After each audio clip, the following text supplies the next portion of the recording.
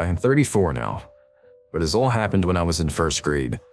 Back in April 16th, 1999, I remember that date clearly, as it scarred me for life. This event still weighs on my mind to this day, and I fear it is happening again. On August of 1997, that's when I first met my best friend Lorrie. We were in Mrs. York's kindergarten class and we just clicked. We loved making up stories, drawing our characters, and making them going on adventures. I'm sure if we discovered D&D at that time, we would be hooked. After the first day, we discovered we were just a few houses away, and that's when we began to spend our afternoons in each other's yards, playing, doing whatever 5-year-olds do. Lorrie had an older brother. Can't remember his name, but I vaguely remember he was 2 years older than my older sister Becca, who was 10, so that would make him 12. They both would always joke that Lorrie and I would make a cute couple. I see your boyfriend is here, Lorrie's brother would tease when I show up.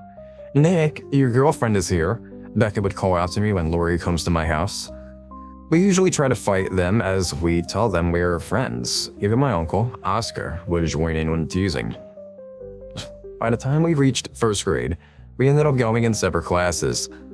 Lorrie was in Miss Johnson's class while I was in Miss Whittaker's. But we still hung around that recess, playing and talking about what we each did in class. When school let out, Lorrie's brother and Becca would pick us up and walk us home. Lorrie's brother and Becca wouldn't talk as much, but honestly I never noticed as Lorrie and I talked about our day as if we haven't seen each other in years. Now, the horrid date. Friday, April 16th. I remember seeing Lorrie in a pink dress, a black bow holding back her dark brown hair, and she looked annoyed when I walked up to her house so we could walk to school together. Is it picture day? I asked, looking down at my plain clothes. Gotta go to can't remember what family event she was going to after school. Instead of changing after school, Mom thought I should wear my dress. It's done, she grumbled. We swung on the swings before school started, talking about our plans for the weekend. And I remember feeling sad as she will be gone all weekend. I was excited to hear about her weekend at this family event, which she promised to tell me. The bell rang and we went to our classes. Fast forward to recess and we sat on the swings. As Lorrie promised her mom she wouldn't ruin her dress when the classmate asked us if we want to play tag. Lorrie and I figured it would be an okay game to play, so we agreed. We were playing for a while, and I was zooming around the playground avoiding the boy who was it, not paying attention before me, until I hit my head hard on the bridge that connected the two play areas of the playground. I remember falling back, my vision blurring. Nick? I heard Lorrie ask me. I'm okay, I said, sitting up, but suddenly feeling dizzy. Then the bell rang. Recess was over. Should I take you to the nurse? Lorrie asked me. No, I'll be okay, I told her, walking toward my class. I remember the worried look on Lorrie's face, but she reluctantly joined her class. I remember I felt off the rest of the day, my head throbbing, my vision blurring a bit, and just generally confused. I had to wait for Lorrie after school as her parents were picking her up, so I walked alone with Becca, still feeling off.